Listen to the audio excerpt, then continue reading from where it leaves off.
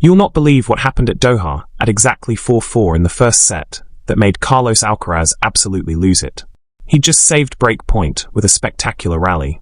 Went to grab his towel. Standard routine. Except the chair umpire saw it differently. What followed was raw fury. An argument about timing. And then, during the changeover, a profanity-laced assessment of ATP rules that got shut down immediately. But here's the twist. His opponent Karen Khachanov actually stepped in to defend him. And Alcaraz's post-match comments? They revealed this isn't about one call. It's about a system he believes is fundamentally broken.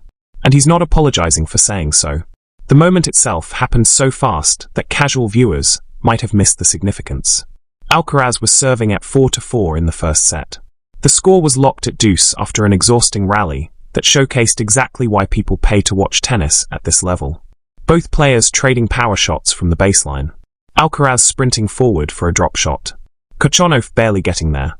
Alcaraz finishing with another drop volley that the Russian had no chance of reaching. Point saved. Break avoided. The crowd at the Khalifa International Tennis and Squash Complex erupted. Alcaraz pumped his fist and celebrated the moment. Then he jogged to the corner of the court where his towel was waiting. Normal routine. Every player does this after physically demanding points. You need to towel off, catch your breath, prepare mentally for the next point. But as Alcaraz grabbed his towel and started walking back to the baseline, he heard the announcement. Time violation. Warning. His first one of the match. And he immediately stopped and turned to Sikak in disbelief. I'm not allowed to go to the towel? Alcaraz asked, his voice rising with incredulity. The question hung in the air. Because if that's true, if going to your towel after a grueling rally results in a time violation, then something is seriously wrong with the system. Sikak responded calmly but firmly. I stopped the time. Alcaraz wasn't buying it. No, you didn't. The umpire maintained her position. I did. I stopped time at 25 seconds when it started. Then you got the towel. Then I started the clock again. That's the crucial detail. According to Sikak's explanation, she stopped the serve clock when Alcaraz first moved toward his towel. But then she restarted it while he was still at the towel, meaning the clock was running while he walked back to the baseline and prepared to serve. And because that process took too long, he exceeded the 25-second limit. From the umpire's perspective, this makes sense. The rule is clear. Players have 25 seconds between points to prepare for the next serve. The umpire has discretion to stop the clock for unusual circumstances, but she's supposed to restart it once the player is ready to serve. Sikak determined that Alcaraz was ready once he had his towel, so she restarted the clock. From Alcaraz's perspective, this makes no sense at all. He'd just finished one of the most physically demanding points of the match. He was at the net when the rally ended, meaning he had to jog to the back of the court just to get to his towel. The crowd was still cheering and shouting, and by the time he dried his hands and walked back to the baseline to prepare for the serve, the 25-second window had closed. All right, so I'm not allowed to go to the towel, Alcaraz said, his frustration evident. I'm not allowed to go to the towel. I'm not allowed. Sikak tried to explain again. Carlos, I stopped it till you reached there. I stopped it at 25 seconds until you actually reached the towel. But that explanation just reinforced Alcaraz's point. If the clock only stops until he reaches the towel, but then immediately restarts while he's using the towel and walking back, then effectively he doesn't have time to use the towel at all. The entire purpose of going to the towel, to dry off and reset between points, is negated if the clock is running the whole time he's actually using it. The umpire's final statement was definitive. I can't cancel it. That's when things escalated. Because Alcaraz wasn't just annoyed about this specific call. He was frustrated with the entire system. And when he got to his chair at the changeover, he made that abundantly clear. The ATP rules are always shit, Alcaraz said, his voice picked up clearly by the courtside microphones. They're shit. Sikak had heard enough. Okay. Well, I think we got the point. That exchange, the world number one calling the ATP rules shit, and the umpire politely, but firmly shutting down the conversation, captured the entire controversy in a few seconds. This wasn't about one player being petulant. This was about genuine policy disagreement between the players who have to operate under these rules and the officials who have to enforce them. But here's where the story gets really interesting. Karen Khachanov, Alcaraz's opponent, actually stepped in to defend him. According to multiple reports from courtside, Khachanov approached the chair and asked if the time violation could be overturned. Think about that for a second. Your opponent, the guy you're trying to beat, the guy who benefits from you getting a violation warning, is advocating for the umpire to cancel it. That tells you everything about how arbitrary and unfair the call felt in the moment. Khachanov himself recognized that Alcaraz had been in an impossible situation. After a physically brutal point that ended at the net, expecting a player to towel off, walk back to the baseline, and serve again within 25 seconds, especially with the crowd still making noise, is unreasonable. But Sikak held firm. The violation stood, and Alcaraz had to play the rest of the match with that warning hanging over him, knowing that one more time violation would result in an actual point penalty. The controversy clearly affected Alcaraz's performance in the first set. He lost the tiebreak 7-3 and dropped the set despite having opportunities to break Khachanov earlier. You could see the frustration lingering. During changeovers, he was animated in discussions with his box. His body language showed irritation. This wasn't the calm, collected Alcaraz who'd completed the career Grand Slam 2 weeks earlier in Melbourne. But here's what separates champions from everyone else. They find a way to win even when things aren't going their way. Even when the officials make questionable calls. Even when they're frustrated and distracted by off-court issues. Alcaraz regrouped, adjusted his mentality, and came storming back to win the match 6-7-3. 6-4, 6-3. That comeback was vintage Alcaraz. Finding solutions. Raising his level when it mattered. Refusing to let external factors derail his tournament. But winning the match didn't change his opinion about the time violation rule. If anything, it gave him a platform to speak more forcefully about the issue. In his post-match press conference, Alcaraz didn't hold back. And his comments revealed something important. This isn't just about one controversial call in Doha.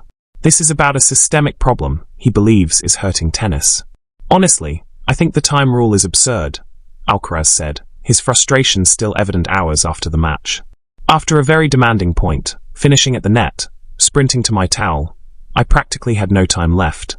She told me she stopped the clock when I was on my towel, but from then until I called for the balls and prepared to serve, I had no time to spare. To me, that makes no sense. That's a clear, coherent explanation of the problem from a player's perspective. The rule says 25 seconds between points. But if you're at the net when a rally ends, you might need 5 to 7 seconds just to jog back to the towel. If the crowd is loud, you might need to wait another 2 to 3 seconds for them to quiet down. If you're physically exhausted from a brutal rally, you need a few seconds to catch your breath and compose yourself. By the time you've done all that, your 25 seconds are gone, and you haven't even picked up the tennis balls yet. Alcaraz continued. Besides, the crowd was still shouting and cheering, which also causes delays. I looked at the clock when there were 3 or 4 seconds left, and I didn't have enough time to serve. But she still gave me a warning.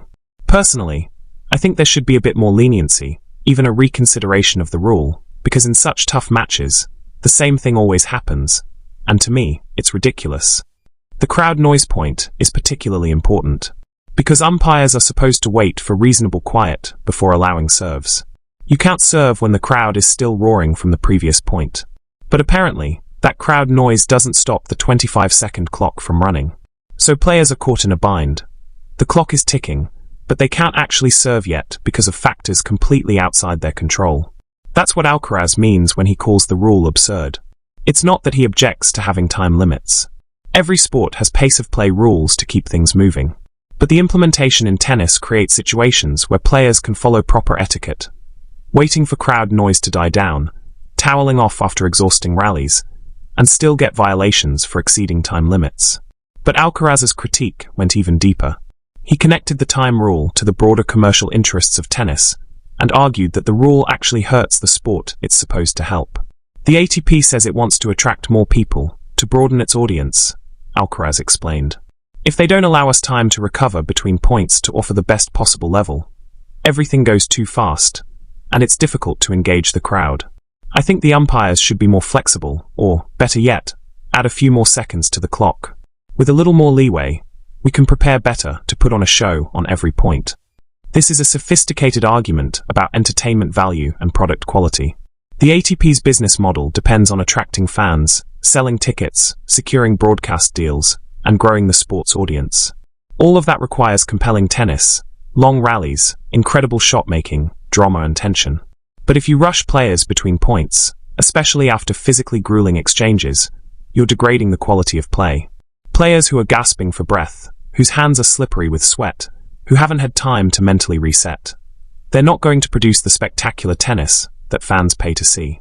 So ironically, the time rule designed to keep matches moving and maintain fan interest might actually be undermining fan interest by forcing lower quality tennis. That's Alcaraz's point. Give players an extra 5 to 10 seconds after demanding points. Let them properly recover, and they'll deliver better tennis that's more entertaining to watch. It's also worth noting that this isn't Alcaraz's first clash with the time violation rule. He's had similar issues throughout his career. At the 2022 US Open, he received time violations that frustrated him. At various Masters 1000 tournaments, he's been warned for taking too long between points. This is a recurring problem, which suggests it's not about Alcaraz being slow or uncooperative. It's about the fundamental mismatch between the rules requirements and the physical realities of modern professional tennis. The fan reaction to this controversy has been mixed, which is itself revealing. Some fans sided with the umpire, arguing that rules are rules and Alcaraz should manage his time better. One fan on social media wrote, "He's so used to special treatment, he crashes out when the rules are enforced equally." That perspective sees this as Alcaraz expecting preferential treatment because he's world number one. But the majority of fans seem to agree with Alcaraz. They watched the replay. They saw him save break point with an incredible rally. They saw him celebrate briefly and jog to his towel. They saw the crowd still making noise. And they thought, yeah, that time violation was harsh. The rule might technically have been enforced correctly, but the spirit of the rule, keeping the game moving without unduly rushing players, was violated. Even neutral observers noted that Khachanov's willingness to defend Alcaraz suggested the call was questionable. Players don't typically advocate for their opponents unless something feels genuinely unfair. Khachanov saw the same thing everyone else saw. Alcaraz was in an impossible situation, and the time violation was harsh. The broader context of this incident also matters. Tennis is facing challenges in attracting younger audiences. Matches are long, often 3 hours or more for best of 3 matches, and 5 hours for best of 5. The ATP and WTA are constantly looking for ways to speed up play without fundamentally changing the sport. Time rules are part of that effort. But as Alcaraz points out, there's a tension between pace of play and quality of play. If you rush players, matches might be shorter, but the tennis might be worse. And if the tennis is worse, why would new fans be attracted to the sport? The optimal solution probably involves finding the right balance. Fast enough to maintain momentum and keep matches from dragging, but slow enough to allow players to perform at their peak. Alcaraz's proposed solution is simple. Add a few more seconds to the clock, or give umpires more discretion to stop the clock after particularly demanding points. That seems reasonable. If the standard is 25 seconds, but the umpire has clear authority to extend that to 35 to 40 seconds after brutal rallies, players would have time to recover and the quality of tennis would improve. The question is whether the ATP will listen. Because right now, the player who just completed the career Grand Slam at the youngest age in history, who's won 9 straight matches to start 2026, who's the biggest star in men's tennis, that player is publicly calling the ATP rules shit and demanding change. That's not nothing. The ATP can't just ignore their marquee player, saying the system is broken. There's precedent for player advocacy leading to rule changes in tennis. When shot clocks were first introduced, there were complaints about implementation. The ATP adjusted. When medical timeout rules were creating controversies, the ATP revised the policies.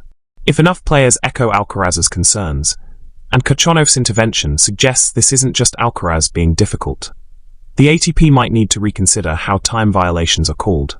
What makes this incident particularly compelling is Alcaraz's willingness to speak out despite winning the match. He could have just been happy with the comeback victory and moved on. Instead, he used his post-match platform to advocate for systemic change. That shows he's thinking beyond just his own results.